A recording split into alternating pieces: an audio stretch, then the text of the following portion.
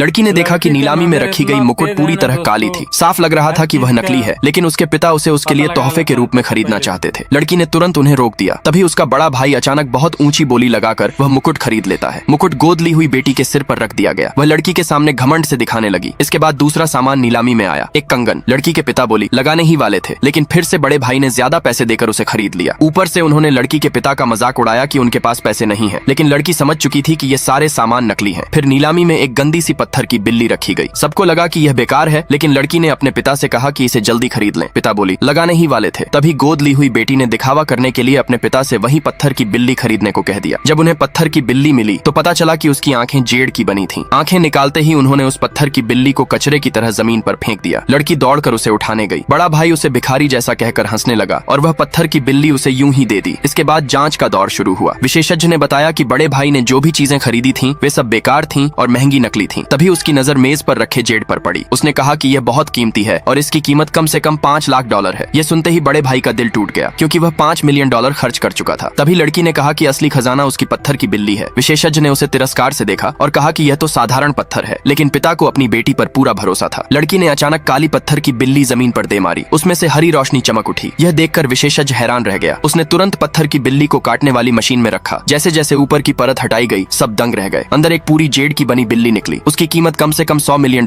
थी। यह खबर सुनते ही बड़ा भाई सदमे में बेहोश हो गया।